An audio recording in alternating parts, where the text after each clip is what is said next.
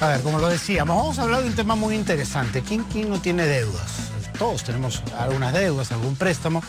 Y algunas personas calcularon mal, las cosas no le salieron bien y genera deudas que no puede pagar. ¿Hasta qué punto pueden llegar nuestros acreedores para cobrarnos esas deudas cuando tenemos problemas de retrasos o dejar cuotas impagas? Estamos con Crisólogo Cáceres, que es profesor de SAN, para hablar de los métodos abusivos que a veces a quienes le debemos utilizan para que honremos esas deudas. ¿Cómo está, Crisólogo? ¿Qué tal? Juan Carlos, un gusto. Efectivamente, nadie está libre de deudas. Unos tienen más chiquitas, otros tienen deudas más grandes. A veces se llega porque uno se endeuda de manera activa, o sea, gasta con la tarjeta de crédito, pide préstamos que no necesita. Otras veces se endeuda de manera pasiva porque le pasa un accidente, no puede trabajar, lo despiden del trabajo, una enfermedad, en fin. Pero la cosa es que cuando uno se endeuda tiene que saber cuáles son sus derechos, porque el hecho de que tengas una deuda no significa que el acreedor pueda hacer contigo lo que quiera. Entonces, en el Código del Consumidor existen disposiciones muy específicas en relación a lo que se llama métodos de cobranza coercitivos, que son ilegales. Correcto, entonces comencemos por lo básico, ¿no? Está prohibido enviar al domicilio del deudor notificaciones que aparenten ser escritos judiciales. Es decir, a muchas personas les pasa que tienen una deuda y un estudio de abogados, nada más que un estudio, le dice notificación prejudicial, preembargo, 24 horas para pagar, con sellos rojos, a veces con escudos, etcétera. Entonces el consumidor lee eso, parece que fuera una notificación expedida por un juez. Entonces los consumidores tienen que saber que la única autoridad que puede disponer el embargo de los bienes es un juez luego del proceso de ejecución correspondiente.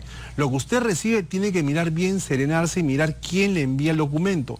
Lo más seguro es que sea un estudio de abogados y le dice acércate a tal dirección o contáctanos. Hay muchos estudios de abogados que se especializan en cobranzas coactivas y ellos saben exactamente qué resorte neurálgico presionar en el consumidor, claro, para asustarlo. para crear el pánico y que el consumidor deudor consiga donde sea para pagar. Claro, o lo que es peor, vaya sin asesoría donde este estudio firme letras en blanco y contraiga nuevas deudas, o haga negociaciones o renegociaciones que no le van a servir de nada. De repente el consumidor tiene una deuda de 10.000 y tiene 5.000, le dice, bueno, te doy los 5.000 a cuenta. Sí, dame los 5.000. Voy a deber 5.000. Sí, vas a deber 5.000. Achapa el estudio de abogado los 5.000, le dice, no, esto es por los intereses, gasto de cobranza, tu deuda sigue en 10.000.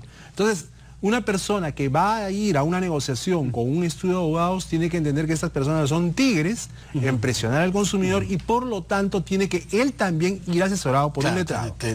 Tener un asesoramiento profesional. ¿Qué pasa si me doy cuenta de que el documento que me ha llegado no es un documento judicial, sino más bien quiere aparentar serlo? ¿Dónde lo puedo si ocurre eso, tú tienes que guardar la serenidad y decir, bueno, yo tengo una deuda, consecuentemente tengo que ir, si me parece conveniente, a este estudio de abogados para ver qué me ofrecen.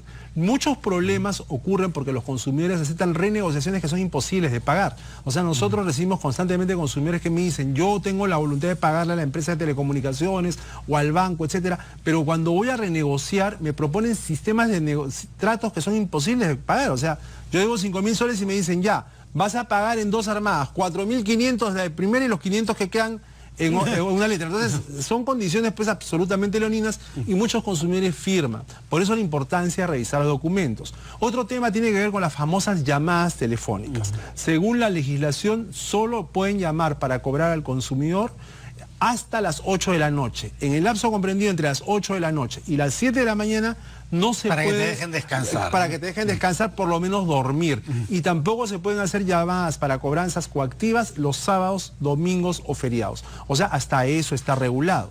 Otro tema, y que también es muy común, es la colocación de carteles comentando la deuda en el predio, en la vivienda, en las paredes de la casa del consumidor, diciendo, paga lo que debes tanto, no seas moroso, etcétera.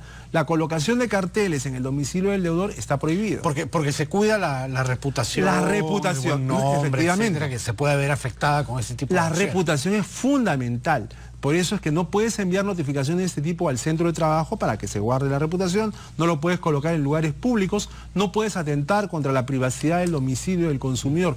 Todo esto está normado. ¿Te acuerdas de los famosos hombrecitos amarillos? Claro, claro. Eso también está prohibido para los más jovencitos. Que te ponían unos mamelucos amarillos escandalosos con pancartas delante de la casa. O del centro de trabajo. Para que todo el mundo y se estas enterara. personas se ponían a vociferar y a gritar, estafador, paga lo que debe, miserable, etcétera, etcétera. Entonces, los vecinos se enteraban de algo que no tenían que enterarse, en el centro de trabajo de esa persona se enteraban de cosas que no tenían que enterarse, etc.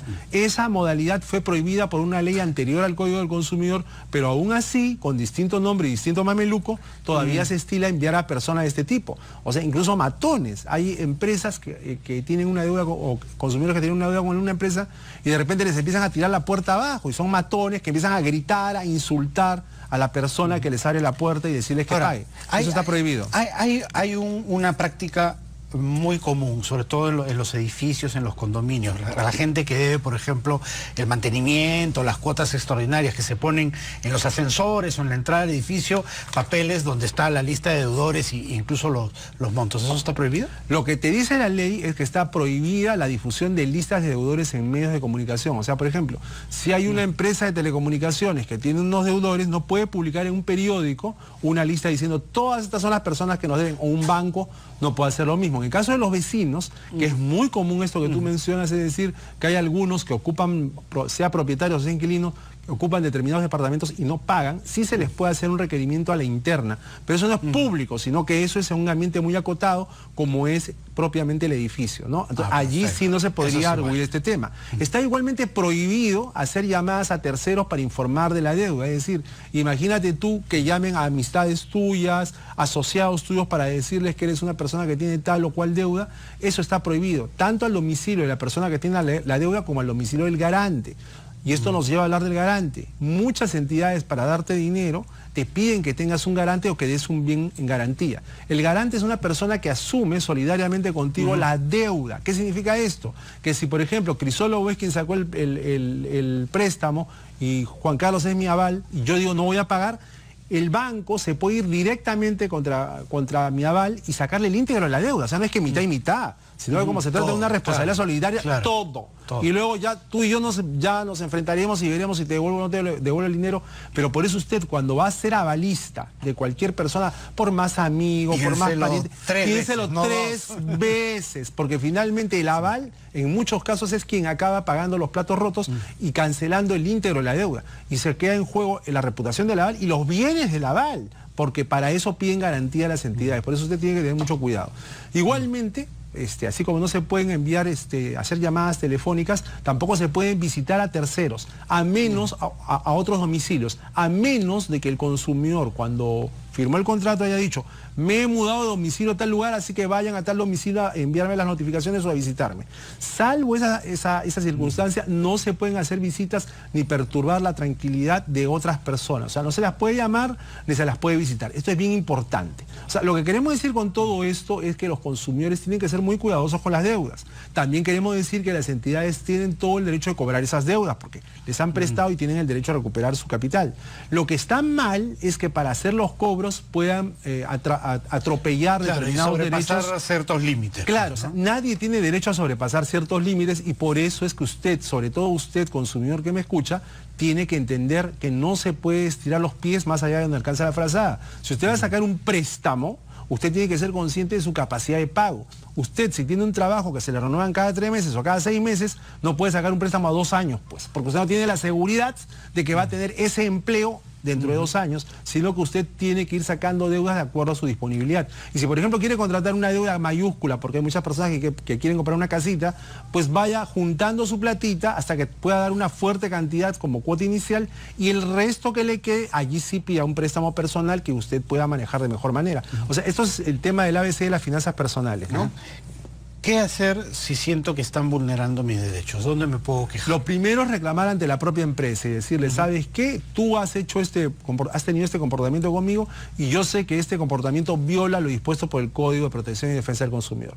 Lo puede hacer con el libro de reclamaciones o mejor aún enviar una carta notarial para que dé constancia indubitable del reclamo. Si se han vulnerado algunos de los derechos que hemos enunciado esta tarde. Y si esto falla, puede denunciar a la empresa ante el INDECOPI, ante la Comisión de Protección al Consumidor, señalando que se han violado sus derechos, entre otros, a recibir un servicio idóneo. Esto se puede hacer y se puede tramitar, porque repito, estos Supongo derechos... que INDECOPI para la denuncia pedirá algunas pruebas. Si te han mandado un documento, bueno, el documento es la prueba. Pero si te han hecho una llamada telefónica, pues queda el registro del teléfono que te hicieron la llamada. Si te han visitado, puede haber una filmación o puede haber una grabación o pueden haber fotografías de que se han enviado estas personas o que o los terceros que pueden decir, a mí me han llamado, yo no tengo nada que ver en esta historia y me han estado llamando y me han estado incordiando para que yo me responsabilizo, yo me entere de tu deuda cuando yo no tengo por qué saber. O sea, los medios probatorios hoy en día son de más fácil obtención. ¿Por qué? Porque la tecnología te permite tener cámaras y grabadoras prácticamente en todo momento, ¿no? Sí, perfecto. Ha quedado clarísimo. Muchísimas gracias, que solo por haber estado aquí nuevamente con nosotros. Claro que sí. Hasta aquí nuestro bloque económico.